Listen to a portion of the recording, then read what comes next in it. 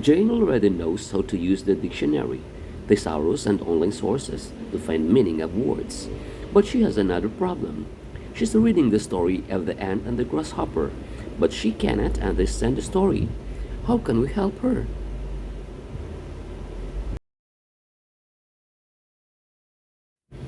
For Jane to understand what she's reading, she must pay attention to the specific information in the text. This skill is called noting detail. Noting details is a reading comprehension skill that involves looking for important and specific details from a text or selection. Ito ay ang kasanayan sa pagbabasa na nagbibigay pansin sa tiyak na impormasyon. Mahalaga na matandaan at alam mong hanapin ang mga mahalagang impormasyon na iyong binasa. Pero paano? Depende ito sa klase ng teksto na iyong binabasa. Let us study the different types of text: narrative, informational, procedural, and enumerative text. Narrative text includes any type of writing that relates a series of events and includes both fiction, like novels and short stories, and non-fiction like journals and biographies.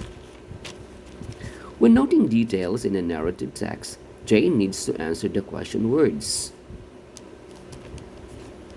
who, what, why, where, when, and how.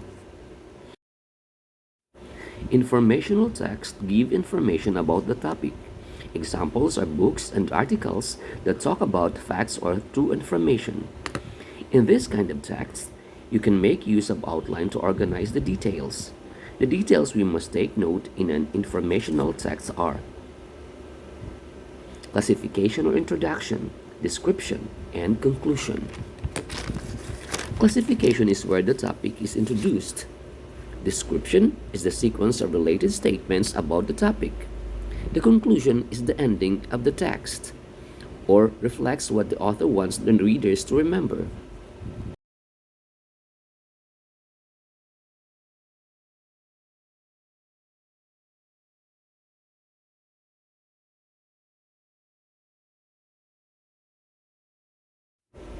The procedural text tells the procedure or steps on how to do something or how to get somewhere.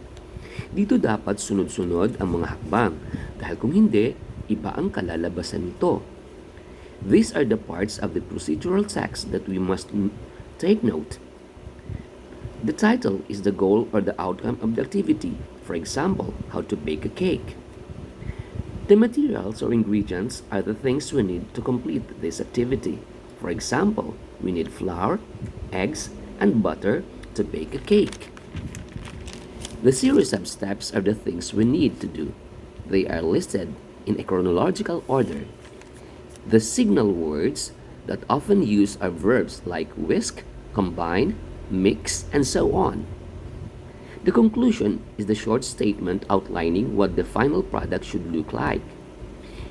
An enumerated text presents a list of related information, but it doesn't have to be in order, unlike in a procedural text.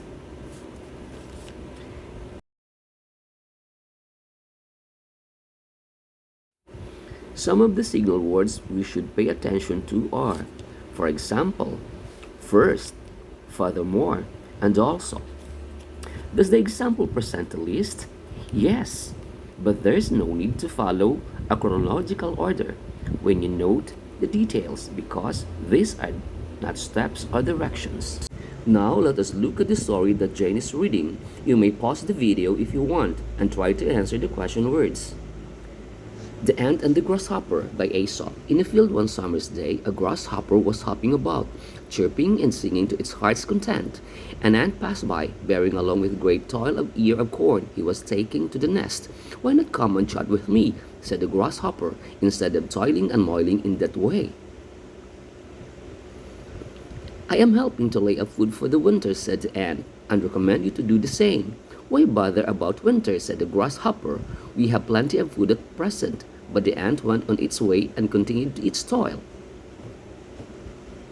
When the winter came, the grasshopper had no food and found itself dying of hunger, while it saw the ants distributing every corn and grain they had collected in summer. Then the grasshopper knew it is best to prepare for days of need.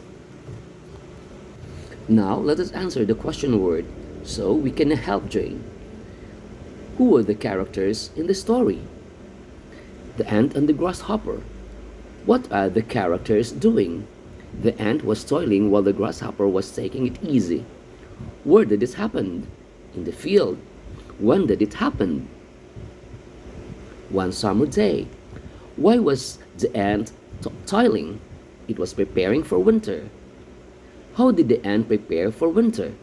It carried the food to the nest. Those answers are the important details of the story.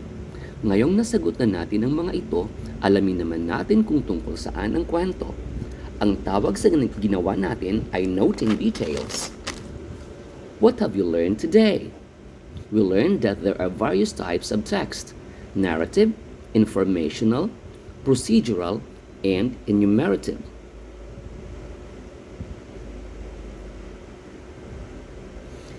To understand them better, we need to know how to note details.